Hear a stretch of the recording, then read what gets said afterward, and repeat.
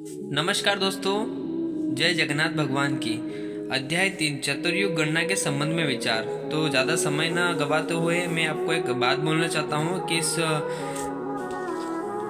भविष्य मालिका पुराण के अंतर्गत जो लिखा गया है कि कलयुग की आयु कितनी है, मात्र 5000 साल। तो हमारे किसी सब्सक्राइबर द्वारा बोला गया है कमेंट में कि आप ये फेक वीडियो ना बनाएं और कलयुग की आयु मात्र 4,32,000 साल है, ना कि 5000 साल।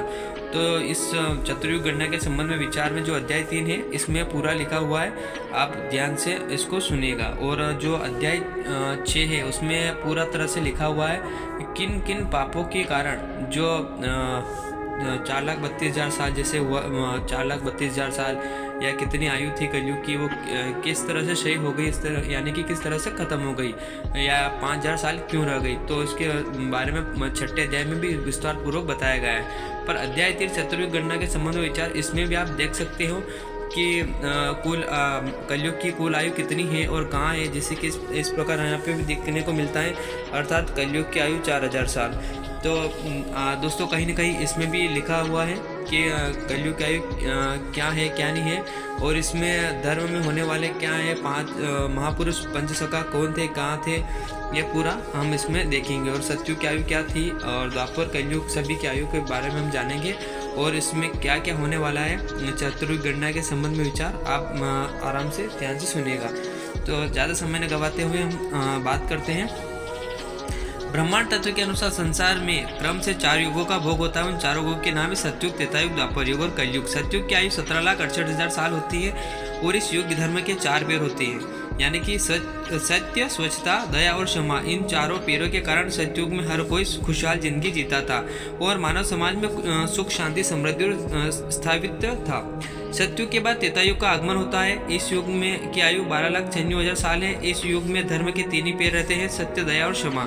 इस युग में धर्म का जो एक पैर समाप्त हो जाता है उसका नाम स्वच्छता है। इस युग के बाद युग चक्र के हिसाब से द्वापर युग का आगमन होता है। इस युग की आयु 8,64,000 साल होती है। इस युग में धर्म के सिर्फ 2 ही पैर रह जाते हैं, सत्य और क्षमा। इन तीनों युगों के बाद चौथा जो आखिरी युग आता है वह कलयुग है। कलयुग की आयु 4,32,000 साल है। इस युग में धर्म के 3 पग चले जाते हैं और सिर्फ एक ही पग बाकी रह जाता है, सत्य। कलयुग का अंत आते आते वह एक पैर भी समाप्त हो जाता है। व्यवस्था मनु की स्मृति के अनुसार कलयुग के अंत समय में धर्म केवल दान के माध्यम से टिका रहता है, लेकिन भविष्य मालिका में महापुरुष पंचसखा ने कलयुग की आयु और मनुस्मृति में लिखे गए समय और स्थिति को विवरण में प्रभु जी की आज्ञा से सुधार का युग व्यवस्था का नया और विस्तृत वर्णन किया। महापुरुष अच्युतानंद जी भविष्य मालिका में कहते हैं, जो आप श्लोक देख पा रहे हो, अर्थात कलयुग में पूर्ण होने के समय धर्म के 4 पैर समाप्त हो जाने के साथ बड़ी बड़ी आपदाएं पृथ्वी पर आएंगी। महापुरुष उक्त समय को संगम युग या युग संध्या का नाम देते हैं। उन्होंने सबको यह भी बताया कि हरि के नाम गुण का भजन करके मालिका ग्रंथ का अनुसरण कर वैदिक धारा में चलने वाले मनुष्य सतयुग में जा सकते हैं, यानी कि जो भविष्य मालिका को जो श्रवण करेंगे, पढ़ेंगे या सभी को शेयर करेंगे, वो सतयुग में जा सकते हैं। और हरिगुण भी जो हरि नाम है तो वो गाएंगे, भजन करेंगे, वो सतयुग में जा सकते हैं। ये श्लोक आप देख पा रहे हैं। तो मनुस्मृति से लिए गए उपरोक्त श्लोक का भावार्थ है कि 4000 वर्ष के बाद सतयुग आता है। 4000 वर्ष की उक्त आयु तथा उसके आरंभ और अंत की संध्या का काल अलग अलग उक्त आयु और 10वां हिस्सा होता है, अर्थात कलयुग की आयु 4000 साल। कलयुग के प्रारंभ और अंत की 2 संध्याओं का काल 400 गुणित 2 बराबर 800 साल, कुल योग 4800 साल कलयुग का भोग समय बताया गया। ये जो श्लोक आप देख पा रहे हैं, निर्णय सिंधु के लिए गए उपरोक्त श्लोक में स्पष्ट रूप से कहा गया है कि 4000 सालों के अलावा कलयुग का आरंभ संध्या समय 400 साल और फिर उसके बाद के अगले युग के प्रारंभ का संध्या समय 400 साल मिलाकर कुल कलयुग को कुल 4800 साल का भोग होगा। ये जो आप गर्ग संहिता में जो ये लिखा हुआ है श्लोक, ये आप पढ़ सकते हैं। गर्ग संहिता से लिए गए श्लोक का भावार्थ है कि कलयुग के 4000 साल भोग होने के बाद इसके संध्या समय 400 साल बाद भगवान महाविष्णु धरती पर अवतार लेंगे और पाप के भार को अंत करेंगे। मनुस्मृति, निर्णय सिंधु और गर्ग संहिता जैसे उपरोक्त शास्त्रों में कही गई बातों के अनुसार कलयुग की आयु 4000 साल है। इसका 10वां हिस्सा संध्या समय यानी 400 साल है। कलयुग की शुरुआत में संध्या समय 400 साल भोग होगा, अर्थात 400 और सब मिलाकर 4800 साल मात्र कलयुग को संपूर्ण आयु भोग होगा। लेकिन शब्दों शास्त्रों की रचना के हजारों साल बीतने के बाद इस कलयुग में आज से लगभग 600 साल पहले महापुरुष पंचसखाओं ने भविष्य मालिका की रचना की। निराकार के निर्देश से पंचसखाओं ने अपने मालिका ग्रंथों से ने पुराने शास्त्रों के मत को थोड़ा संशोधित किया और कलयुग की 4800 साल की भोग आयु में 200 साल जोड़कर कलयुग की पूरी आयु 5000 साल बताइए। ये जो श्लोक आप देख पा रहे हैं, 4 लक्ष्य जे 32 सहस्त्र कलयुग अटई आयुष पाप भरा रे कली तटुजीव 5 सहस्त्र कली भोग होय। महापुरुष अच्युतानंद जी निराकार की आज्ञा से अपने ग्रंथ भक्त चेतावनी में प्रमाण देते हैं कि कलयुग की संपूर्ण भोग समय 4,32,000 साल है, परंतु पाप के भार से इसका क्षय होकर कलयुग को मात्र 5,000 साल ही भोग होगा। ये जो आप श्लोक देख पा रहे हो। उसके बाद महापुरुष अच्युतानंद जी अपने ग्रंथ भविष्य उचित समय में भी प्रमाण देते हैं कि कलयुग को सिर्फ 5000 साल का ही भोग होगा। उपरोक्त पंक्तियों में अच्युतानंद जी ने स्पष्ट रूप से कहा है कि नीलाचल धाम श्री जगन्नाथ धाम पुरी से ही भगवान श्री जगन्नाथ जी मनुष्य रूप में कल के अवतार धारण करेंगे। यानी कि जगन्नाथ जो मंदिर है वहाँ जो जगन्नाथ भगवान है वही कल की रूप धारण करेंगे और उस समय कलयुग को 5000 साल भोग हुआ होगा। अर्थात अपनी आयु 5000 साल बाद जब कलयुग समाप्त होगा तब महाप्रभु जगन्नाथ जी मनुष्य रूप में धरती पर अवतार लेंगे। ये जो श्लोक आप देख पा रहे हैं। पुनः महापुरुष अच्युतानंद जी अपने ग्रंथ भविष्य मालिका में कहते हैं कि उड़िया भाषा में 0 3 बार लिखकर उसके बाएं तरफ 5 लिखने से जितना होगा, अर्थात कलयुग को 5000 साल भोग होने के बाद जब शनि मीन राशि में प्रवेश करेंगे, ये मेन पॉइंट है।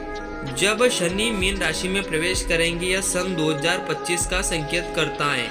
उस समय मनुष्य समाज के लिए भयानक आपदा आ पहुंचेगी और उसी समय भक्त लोग मलिका ग्रंथों का अनुसरण करेंगे तथा उनको समझ पाएंगे। जैसे कि अभी भविष्य मालिका है, मैं आपको बता रहा हूँ, पर कोई इस पर विचार नहीं करेगा और विश्वास नहीं करेगा। और ये विश्वास कब करेगा? जब शनि मीन राशि में प्रवेश करेंगे। ये कब करेंगे? 2025 का संकेत करता है। 2025 तक शनि जो है मीन राशि में प्रवेश करेंगे। उस समय मनुष्य समाज के लिए भयानक आपदा आ पहुंचेगी, तब लोग विश्वास करना प्रारंभ करेंगे। जो श्लोक आप देख ही पा रहे हो। और पंचसखाओं में एक महापुरुष श्री शिशु अनंत दास जी महाराज ने अपने ग्रंथ महागुप्त पद्मकलम में कलयुग के बारे में कहा है कि कलयुग 5000 साल में पूर्ण होगा और तब भक्त और भगवान की लीला का प्रकाश होगा। यह जो श्लोक आप देख पा रहे हो बहुत ही बड़ा श्लोक है। पुनः महापुरुष श्री शिशु अनंत जी महाराज अपने ग्रंथ आगत भविष्य में अपना शिष्य बारंग के सवाल का जवाब देते हुए कहते हैं कि कलयुग के संध्या समय यानी संगम युग में भगवान नारायण कल के अवतार धारण करेंगे। उस समय कलयुग के 5000 साल बीत चुके होंगे। और ये श्लोक भी आप देख पा रहे हैं। और उसके बाद पंचसखाओं के देहावसान के बाद उड़ीसा के छत्तिया बट के महंत तथा दिव्यदृष्टा महापुरुष हाड़ीदास जी महाराज जी ने महापुरुष अच्युतानंद जी के 9वें जन्म के अवतार के रूप में जाना जाता है और जिनके बारे में मालिका में भी काफी प्रमाण है। वह भी अपनी दिव्य दृष्टि से अपने ग्रंथ में कली चौतीसा में भक्तों के कल्याण हेतु तथा मानव समाज की चेतावनी देते हुए लिखते हैं कि 5000 साल में कलयुग समाप्त होगा और उसके बाद संध्या युग यानी कि आदि सत्युग का प्रकाश होगा। उसी समय भगवान कल की धरती पर मानव के रूप में अवतार लेकर समाज के पाप भरा निवारण करके तथा सत्य, शांति, दया, क्षमा, मैत्री और धर्म की संस्थापना करेंगे। उस समय भगवान कल की सुधर्मा महासंघ का गठन करेंगे और सारे विश्व में सुधर्मा महासंघ और सनातन धर्म का प्रचार करेंगे। साधु संत लोग ग्राम, नगर, देश और पूरे विश्व में सनातन धर्म का प्रचार करेंगे। साधु संतों का कष्ट दूर होगा और दुष्टों का विनाश होगा। भक्तों के लिए शुभ और आनंद के दिन आएंगे। सारे विश्व में सत्य वातावरण दिखेगा। ये जो आप श्लोक देख ही पा रहे हो। उसके बाद महापुरुष अच्युतानंद जी के उद्धव भक्ति प्रदायिनी ग्रंथ में श्री कृष्ण और उद्धव के बीच संवाद होता है, जिसमें उद्धव के प्रश्नों का उत्तर देते हुए श्री कृष्ण कहते हैं कि कलयुग के 5000 साल भोग होने के बाद महाप्रभु अपना नीलाचल धाम त्याग कर कल के अवतार के लिए मानव शरीर धारण करेंगे। यह श्लोक आप देख पा रहे हो। उसके बाद महापुरुष अच्युतानंद जी अपने ग्रंथ भविष्य मालिका में कहते हैं कि कलयुग के 5000 वर्ष भोग होने पर भगवान कल के अवतार लेंगे और लीला करेंगे।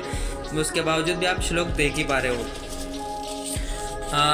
फिर उसके बाद महापुरुष शिशु अनंत महाराज अपने मलिका ग्रंथ पट्टा मडाण में वैसे ही प्रमाण देते हैं कि 5000 साल में कलयुग समाप्त होने पर भगवान विष्णु 64 कलाओं के साथ धरती पर मानव रूप धारण करके कल के अवतार में आएंगे और विश्व में राज करेंगे।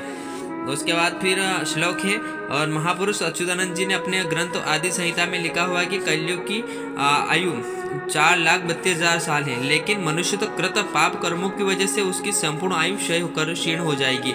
सिर्फ और सिर्फ 5000 साल ही भोग होगा। महापुरुष अच्युतानंद जी और सभी महापुरुषों ने मालिका ग्रंथों से ये प्रमाणित किया होता है कि कलयुग की कुल परमायु 4,32,000 साल है, लेकिन मनुष्य कृत घोर पाप कर्मों की वजह से युग क्षय हो जाने के कारण उसे मात्र 5000 साल का ही भोग होगा। उस समय संगम युग भगवान कल के अवतार धारण करके धर्म स्थापना करेंगे। ये जो आपने तीसरा अध्याय देख लिया। उसके बावजूद फिर अध्याय चौथा है, कौन कौन से पाप कर्मों द्वारा कलयुग का पतन होगा। ये भी मेन पॉइंट है, ये भी हम आपको बताएंगे। पितृ हत्या, माता हत्या, स्त्री हत्या, उसके बारे में हम पूरा बताए गए हैं। पर जैसे कि कोई लोग विश्वास नहीं करते हैं कि भविष्य मालिका क्या है, नहीं विश्वास नहीं है हमें, तो जो कलयुग है वो 4,32,000 साल का है। पर जो शनि जो मीन राशि में प्रवेश करेंगी वो उसका 2025 में, तब लोगों को विचार करना पड़ेगा, विश्वास करना पड़ेगा कि आखिर भविष्य मालिका में जो लिखा हुआ वो साफ साफ सही है या नहीं है। क्योंकि जो भी भविष्य मालिका में लिखा हुआ था वो अभी तक हुआ है और होता आ रहा है। क्योंकि अभी इसमें भी लिख रखा था 6ठे अध्याय में गायों की मतलब गायों की मतलब अकाल मृत्यु, गायों की अकाल मृत्यु। तो उसी तरह इसमें भी लंपी वायरस वगैरह आ गया था, और महामारी, अनजान महामारियाँ भी लिख रखी है इसमें, ये हम आपको बताएंगे यहाँ पे। तो अनजान महामारी, ये देखना, अनजान महामारी बीमारियाँ, तो अनजान महामारी बीमारियाँ भी हमें लंपी वायरस देखने को मिल गई है।